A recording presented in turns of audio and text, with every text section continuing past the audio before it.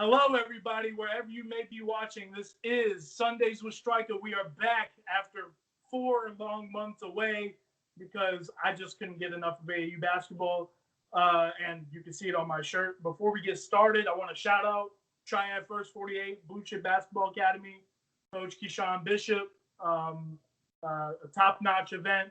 I talked about it a little bit with Charles Clark and Brandon Blakeney. That podcast is actually going to air soon.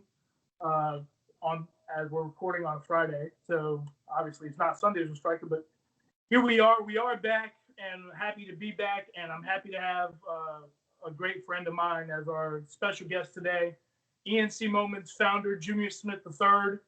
Junius, thank you for being here as always. You know you're my guy, so thank you so much, bro. And I appreciate the invite.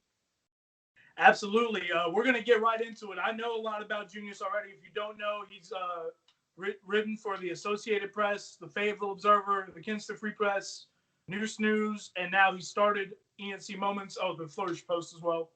And ENC Moments, he started just over a year ago. I believe you're now 1 year anniversary. So congratulations on that, man. Definitely happy for you. And I think it's Lenore County's premier source for news and sports all over the county and surrounding areas. So definitely the only one for sports right now, but I throw a little news in there here and there. Absolutely, no doubt. But we're going to get right into it. We got some huge breaking news on this Friday.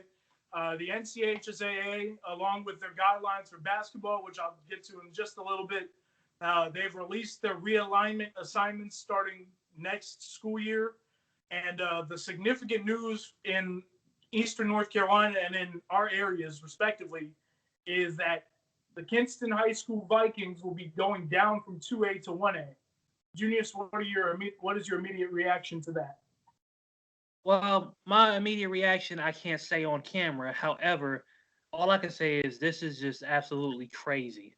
When you think about it, Kinston was a 4A school, I want to say in the 70s or 80s, maybe as recent as 1992, and now they've dropped all the way down to 1A. Absolutely, man. I believe they started as 4A when the schools, what two schools was it in Lenore County that combined to form Kinston High? It was like Granger and Granger. Yeah, that's right. But yeah, that's significant news, especially obviously athletic-wise is what we're talking about here. Of course, Kinston's basketball program is one of the premier programs, not just in North Carolina, not just in the 2-5, but really the entire country now. I think everybody knows that stat that Kinston is pretty much the NBA town. 1 out of every 53 from Kinston High School get to the league, which is the highest per capita in the country. So that's obviously the big news. Where do you think Kinston could potentially end up in terms of a conference, and with what teams do you think? You know, it could be the Coastal Plains Conference. So, they could wind up in there with Jones Senior, South Creek, Tarboro, Pontown Northside, Chapel South Side. What other teams there? Pamlico County. So, yeah, absolutely, and Riverside too. Williamston Riverside. Okay, Williamston Riverside. Yeah, I know. I'm forgetting. No doubt. No, it's okay. I didn't want to correct you. Every time you're kind of a master at this. So if anyone needs to be corrected, it's me. So. And don't even. But yeah, it is definitely significant news with Southside becoming, with Kinston becoming a 1A program. One team that was very close to going back down is another team in the ENC Moments and my quote-unquote area, Aiden Grifton. They were very, very close. At the first projections, they were literally the first team in 2A, or the last team on the list, on the cut line. So, of course, Aiden Grifton, their numbers have dwindled as well. We've talked with former and current coaches there and around the eastern part of the state about realignment, and what are your thoughts on kind of what the outlook for Eastern Carolina 2A could potentially be? You know what? That's a very good question. I feel like they're going to try to keep everybody together, but if it doesn't happen, it could get very, very wild. Like, you could see Aiden Grifton kind of being in the conference with Farmville Central, which kind of makes some sense from a regional perspective. Maybe Aiden Grifton and Green Central in that conference, and then North North North, South North would be in one and be in another conference. I don't know where Washington and West Craven would fall in, but I'm just still speechless about Kinston going down to 1A. I mean, it was something that you could kind of see it coming, but it still takes you by surprise.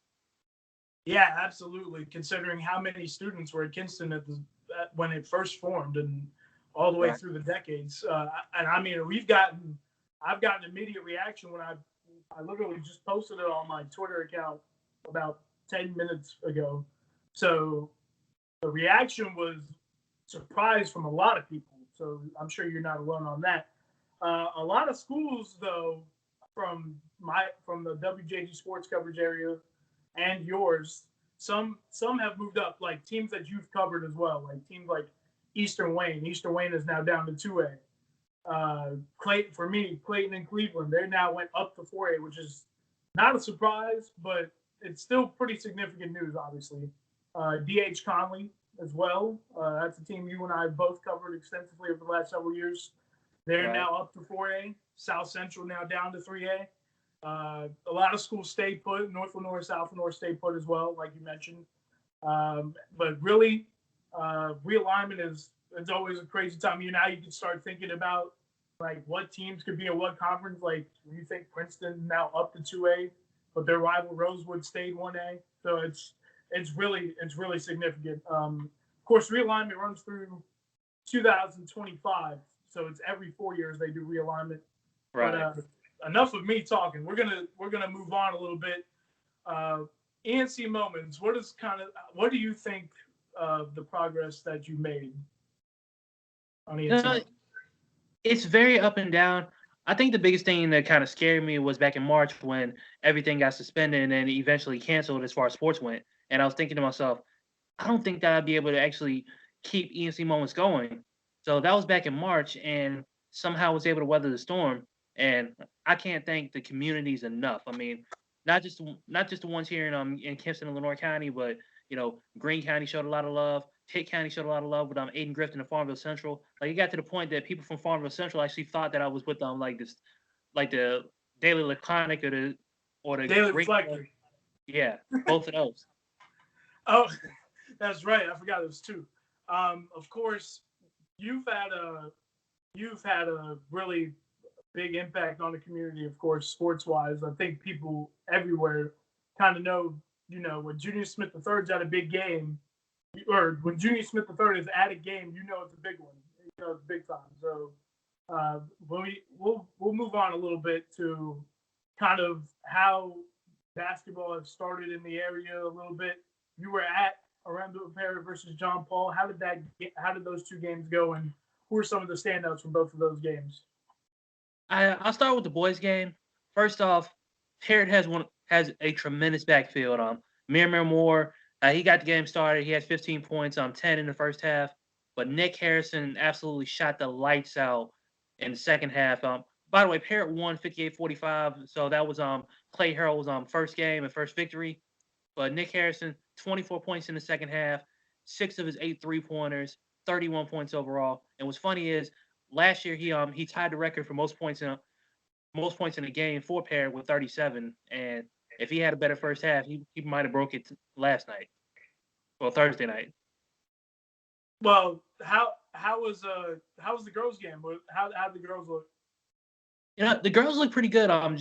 The thing is, John Paul, they started off the season 3-1.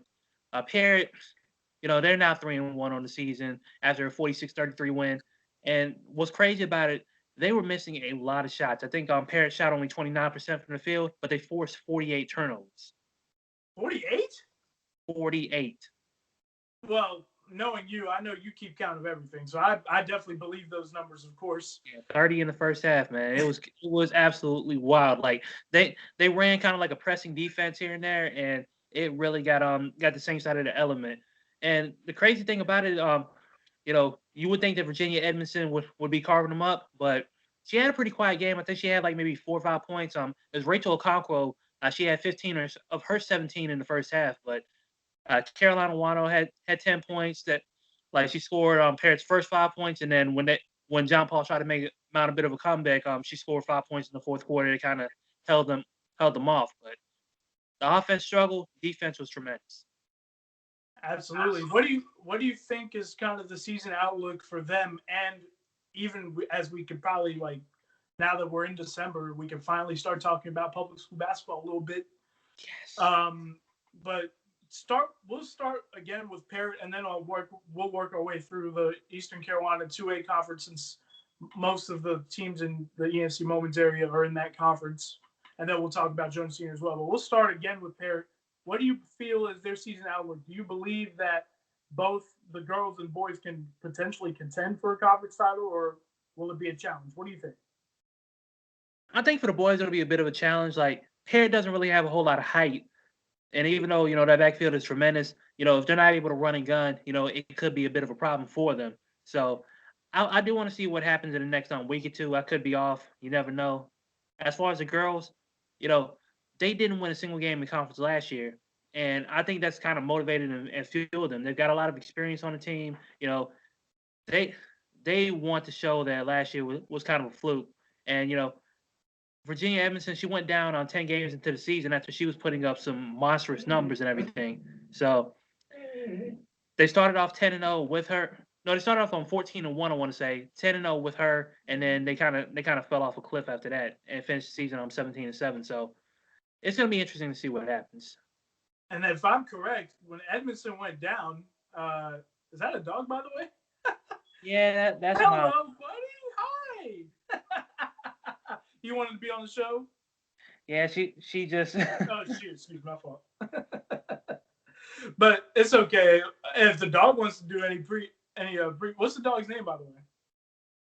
Molly Ringwald Hughes Hanks, the puppy dog. She's on Brian. Of course, yeah. Shout out to Brian Hanks, of course. But when Edmondson kind of went down, I think it was right as conference play began, which kind of impacted the results a little bit. Although their conference is really good. I mean, Grace Christian has got a lot of good players. St. David's is usually good. Kerry Christian's always good. So, I would hope with a healthy Edmondson and a really good young group of players behind her, I think they could challenge. I agree with you on the boys. I think Grace Christian probably will be the favorite for me. For the boys, they have Texas commit Keon Etajeri. I know I didn't pronounce that last name right. But Jayla Walker, Tori Brown, Britton Kilby, Jayla Walker. I mean, it's a really good – and they also picked up Kevin Keats Jr. From son of NC State head coach Kevin Keats Sr. Yeah.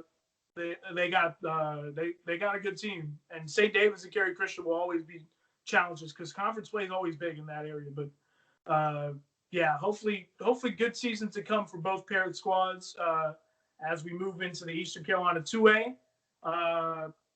It's 2020-21, so Kinston is still a 2A team, and they are still the favorite, surely, on the boys' side. Oh, without question. I mean, I'll be surprised if they don't run through the conference, but I do say that Washington will pose a bit of a threat. I was gonna say, yeah, I was gonna get right into Washington next, but we'll stick with Kinston for a little bit. Of course, definitely the best player in the conference is the UNC signee now, Dontrez Styles, and it might be a bit of a different supporting cast alongside him this year. Yeah, I know the two people that I know off top, Jeremy Dixon and Dante Ellis. Like they are definitely going to have to take the next step as juniors. So it'll be interesting to see how they play. But overall, I feel like there's nobody outside of maybe Washington that can touch Kinston at this moment. Speaking of Washington, I know from talking to Coach David Allawalt that they are chomping at the bit and they're going to get their test right away. They play Kinston first. So what do you think they have to do to even challenge Kinston? What do you think they have to do? Well, when you're playing a team like Kinston, you have to be disciplined throughout. Like you have to cut out silly turnovers. You have to make free throws. Do not miss too many easy layups, and just some people try to slow the game down a little bit. I'm kind of like 50-50 on that, but for the most part, as long as you play smart, you're gonna have a chance. I mean, for any game, like as long as you play smart, you'll have a chance. And I know they did lose their leading scorer Rashad Smith to graduation. He's at Pitt Community College now. I'm sure he's gonna be there not for a long time, in my opinion. I think he's that good. But they do have Amarion Blunt returning, is probably their leading returning scorer, if I'm correct. The Bryant twins, Jamari and Jeremy, uh, among others. So I think they're going to be, and they've got some young kids through the middle school ranks that are coming up too. So maybe they'll challenge. We'll see. I think, and they're going to, like I said, the first game of the season is Kinston versus Washington at Washington, if I'm correct. So that should be fun. We'll move on to Green Central. Green Central, between the two of us, we both cover them extensively. Right. They lost a good senior group, but what do you think that Blue Edwards can do with the team he's got returning to maybe make a run at the playoffs once again? Now, I'm not 100% sure who they have on returning and everything, but I will say this: you know, if they're coachable, they should be able to at least be factors. And I mean, their home court advantage is always going to be something special. Absolutely. I think, if I'm correct, I believe Ray Moncrief will be a player to watch for them. I believe. I would say we'll move on to Aiden Griffin. Aiden Griffin's got a good guard duo that maybe could scare some teams if they're not careful. Christian Sherrouse and Quentin Mitchell. What do you think of Aiden Griffin? I definitely like those two. I'm just hoping that they stay at Aiden Griffin. Yeah, Because Aiden Griffin's lost some impressive talent over the years. I mean, they lost Leonte Moy to Farmville Central. They lost Josiah Shackelford to Word of God, and you just never know. Moses Tufts to South Central. So absolutely. Well, hopefully they can challenge North and South Lenore. We can talk about them together. South Lenore is coming off of one of their best basketball seasons in a while under a then first-year head coach Paul Novicki, a legend at South Lenore, of course. And North Lenore, they have struggled to kind of rebuild the last couple of years under Coach Anthony Lofton, a good friend of both of ours. What do you think about that great in-county rivalry, and what do you think those two teams could bring this year? I think South Lenore is going to be better than North Lenore. South Lenore, they have always been scrappy, and they're bringing back Jonte Dixon, their leading scorer, so that's definitely going to help the process. North Lenore, they're going to continue developing, I feel. I was going to say, if you say South Lenore is going to be better than North, a lot of those people in Wheat Swamp are not going to be happy. But hey, look, right now North Lenore is undefeated in volleyball, so it's give and take. Yeah, that's right. You got to see their volleyball team in a 5-set thriller against Aiden Griffin, which surely was a great match. I wish I could have been there for that.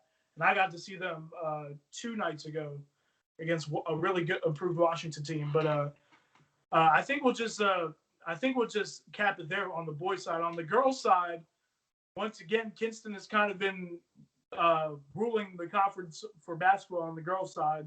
But with their entire rotation graduating, is there a team or a player that can maybe take away the championship this year? Well, Kalia Hargett is definitely going to be somebody that Kinston is going to rely on, along with Kenya Forbes, Winter Lane, and a few others. Thing about it is, I talked to Christopher Bradshaw. I covered the Kinston South North volleyball game Wednesday, so that gave me the opportunity to talk to Christopher Bradshaw, and he said, "Listen, don't sleep on this team.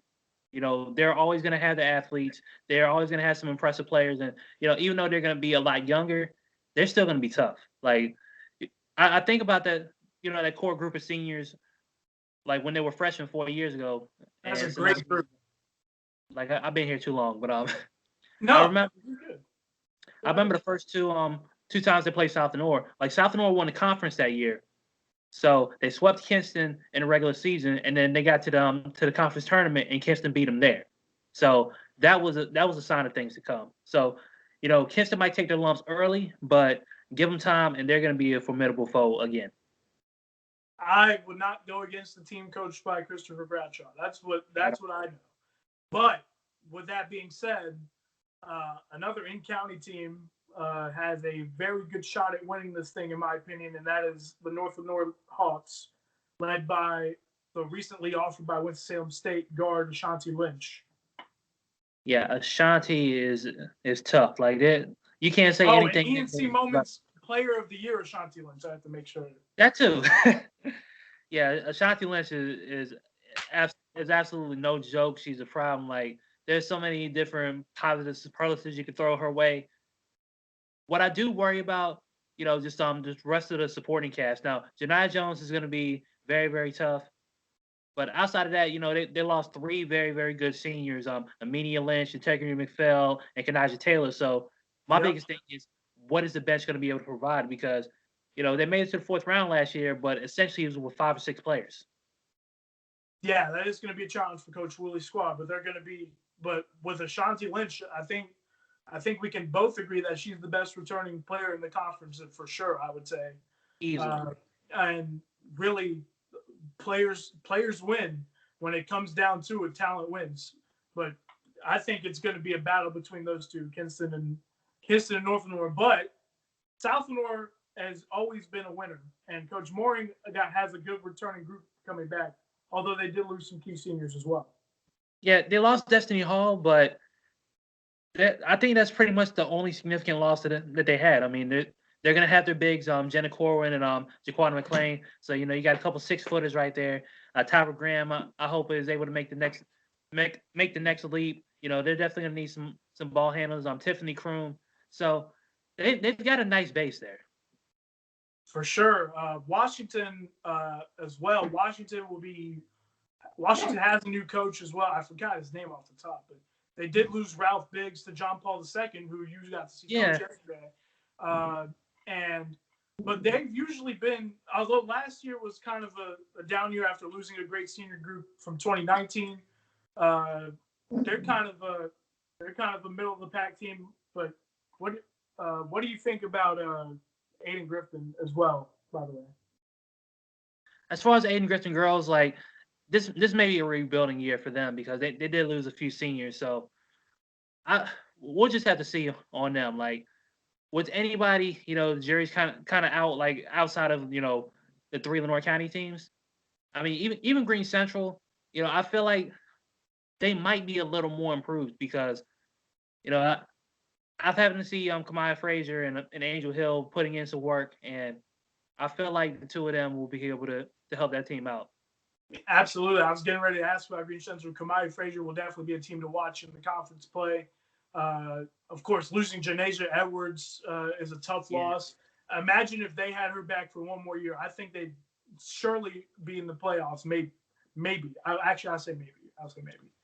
You know what? Well, in normal circumstances, they would be like maybe 3 or 4. What do you think? I could agree with that. Probably 4th, but yeah. Well, in normal circumstances, I'd probably be just enough for a playoff spot because Eastern Carolina 2A. This is one of our favorite conferences, of course. We'll move on though to another team that you covered, Jones Senior. Jones Senior had a tough go at it last season on both sides. But what do you see? We'll start on the girls' side. Do you think that they'll have any chance to improve on their record from a year ago? Now, for the boys, they didn't lose one senior, so they are going to be absolutely tremendous.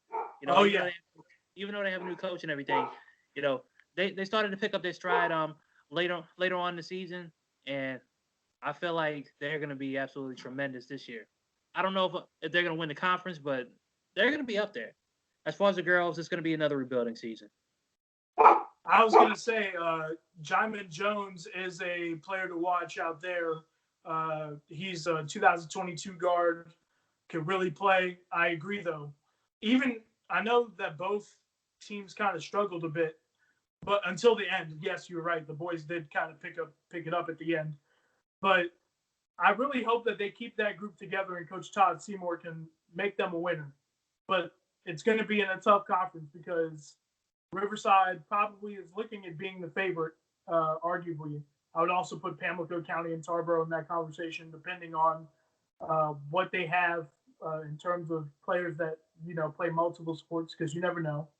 Um, but on the girls' side, I kind of agree. They did. I think they'll probably take their lumps again, but I know they'll play with 100% effort. And I know but they're in a challenging conference as well. Pamlico County's been the beast of that conference on the girls' side too. Um, let's see. Did we forget anybody at least on the public school side? Because it seemed like we covered just about everybody. Yeah, from the public side, I think we covered everybody on. We didn't talk about Bethel Christian on the private side. That's right. I knew I was forgetting one. Bethel Christian, I remember they had a game scheduled against Wayne Christian that has been either postponed or canceled, one of the two. But they are, if I'm correct, of course. Actually, you know what? We'll talk about the Actually, yeah, we'll talk about the basketball team now. What do you think about both of the squad's chances this year? I know the girls are returning Laura Folker, if I'm correct. Yeah, they're returning on Laura Fulcher. I think they're returning Bailey Wade. So they've got some talent and they got some pretty good shooters over there. I'm hoping that they can get to 500. The girls, the boys, they may take a step back from what was a tremendous season last year because they had some high flyers last year. And Bert Potter was coach of the year, correct? He was. And he had the best beard in the game. Easily.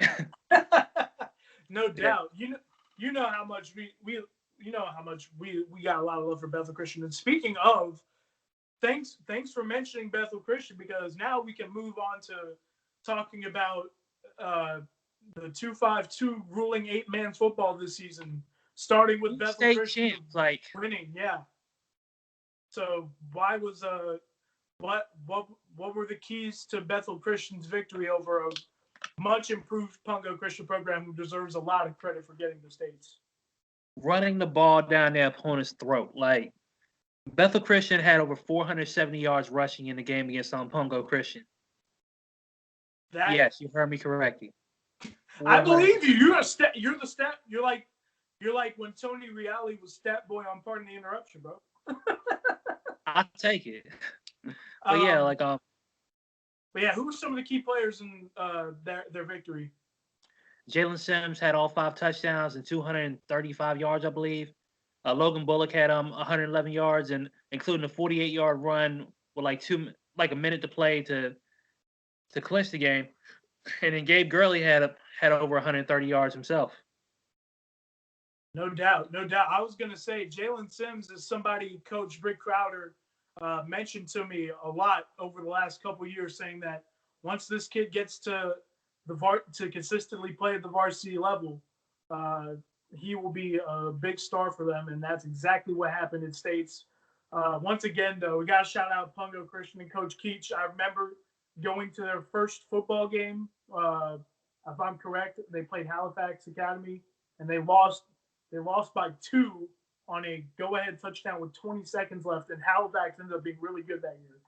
And for them to start where they were at, and get to the state title game as the top seed, their program's in good hands, and definitely happy for them. But also very happy for Bethel. Remember, they lost that great senior class that lost at states last year, and I was there at Halifax when they lost that state title game. And you could see how emotional Rick Crowder was after the game a couple weeks back.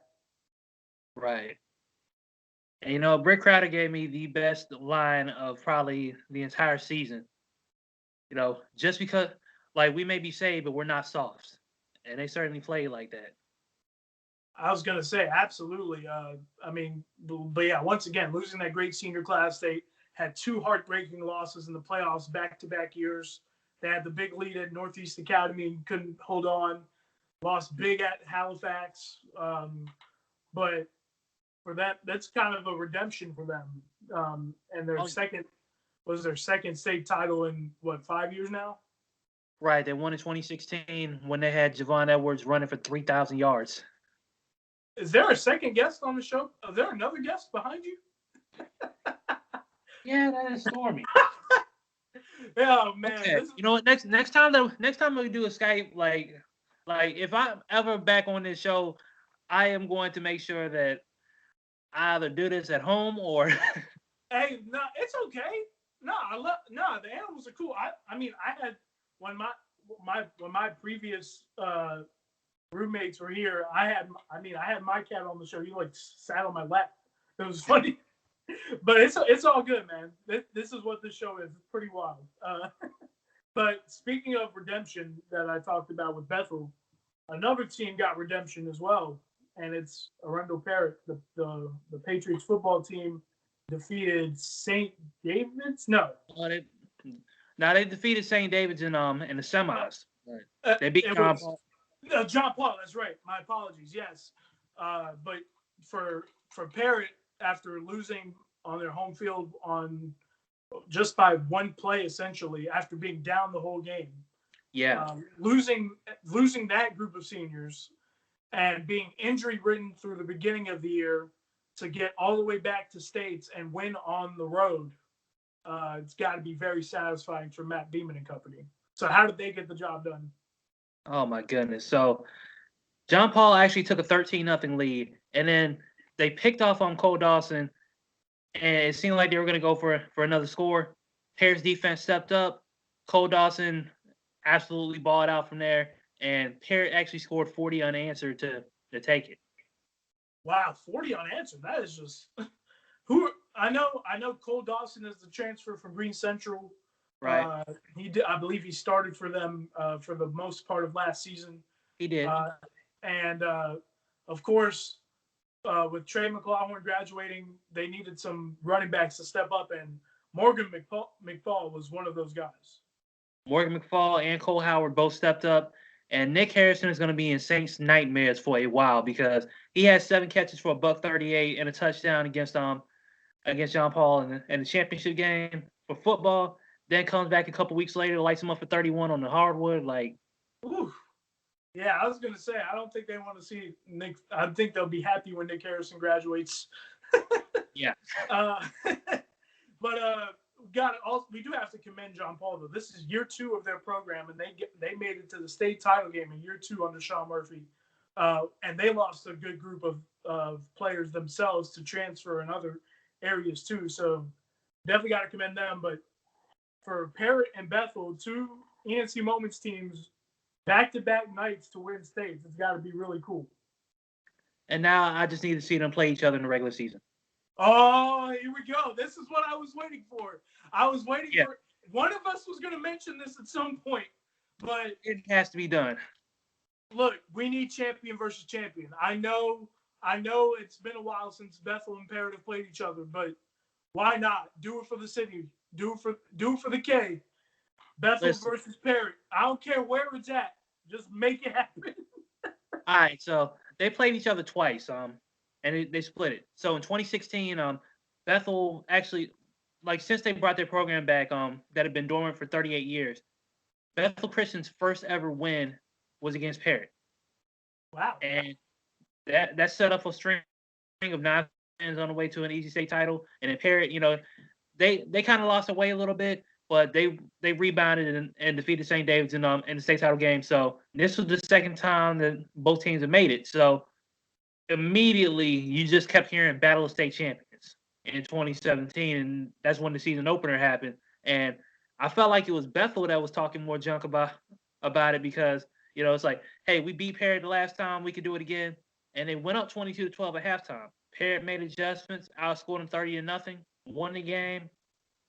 Javon Edwards transferred back to Green Central. Sincere McDonald, Bethel Christian's all-star linebacker, he transferred to Kinston. Team kind of fell apart.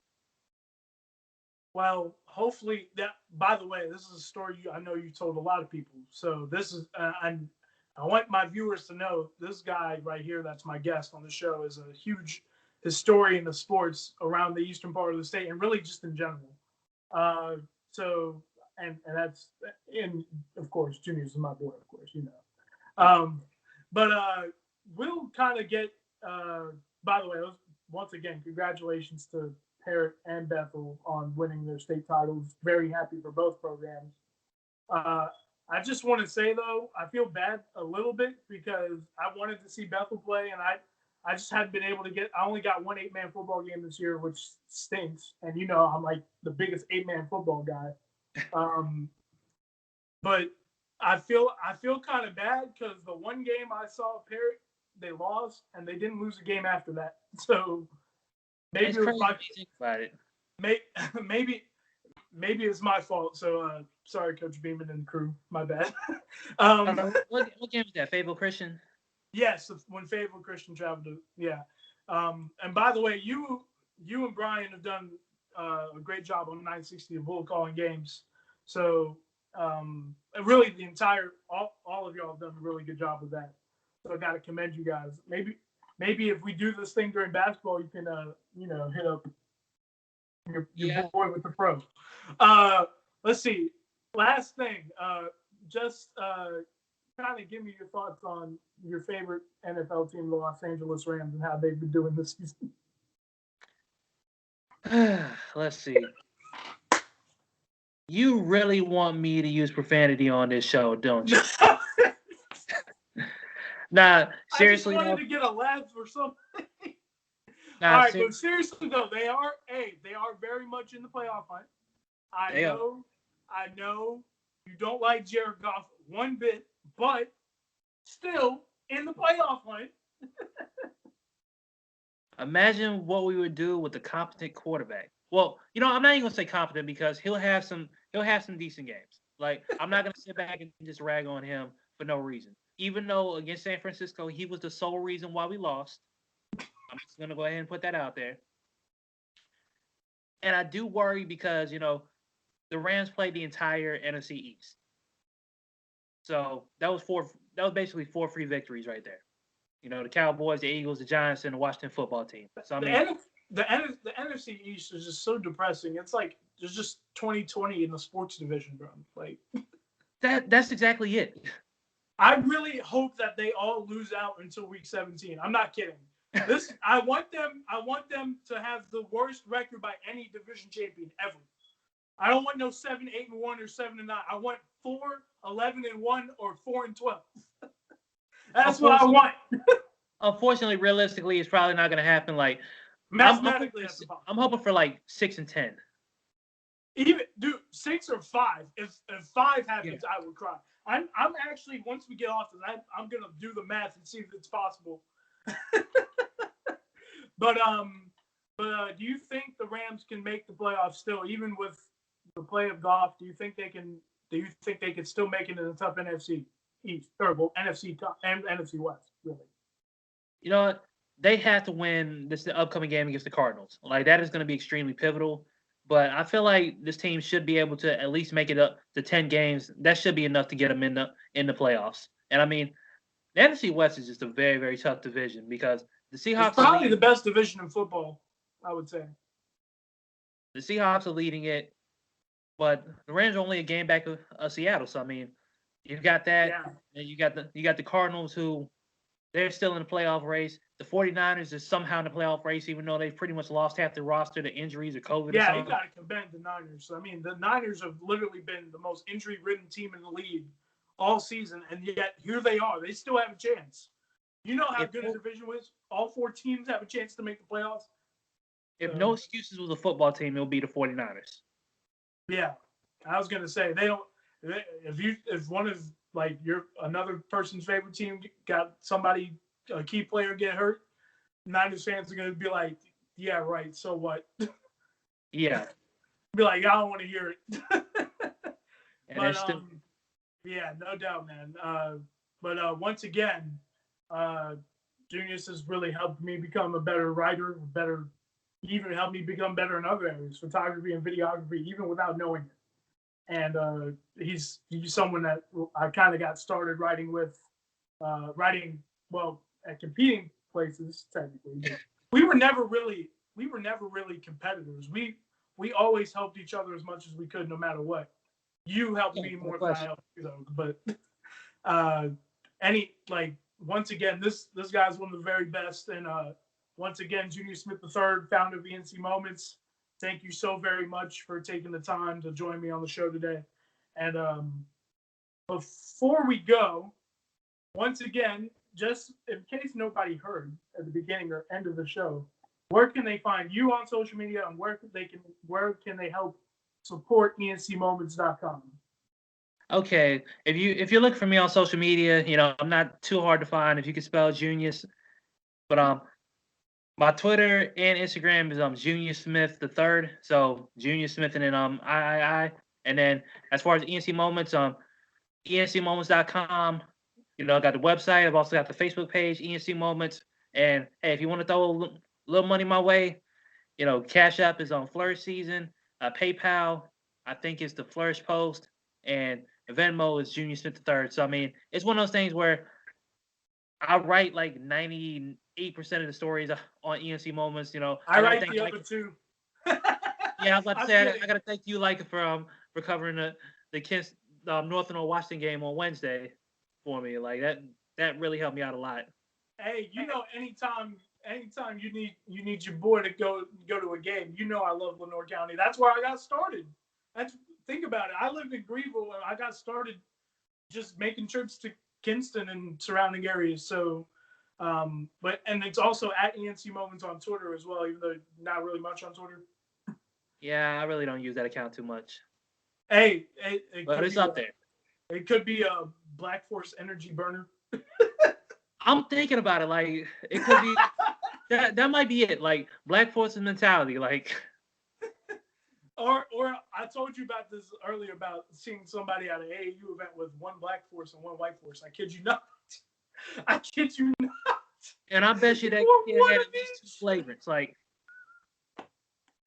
oh my goodness, that's perfect to end on. But once again, my name is Laika Abibi. This is Sundays with Strika. We're back. Hopefully, it will not be a long hiatus after the last episode. Hopefully, there won't be barking dogs. Hopefully, there won't be a cat in the background. And I'm just kidding. There probably will be animals in the background somewhere. But at Strika Nation 24_, in case you don't know what my Twitter is, at STRIKA'LITES for all my videos and YouTube channel, which is what you'll be watching this video on. Leave a like, subscribe, please. We're on the road to 1,000, which is a long road, but we're trying to make it out here in these tough times. And yes, please stay safe. Please mask up, and we just hope to be on the other side. So once again, thank you very much, and see you again soon. Peace out.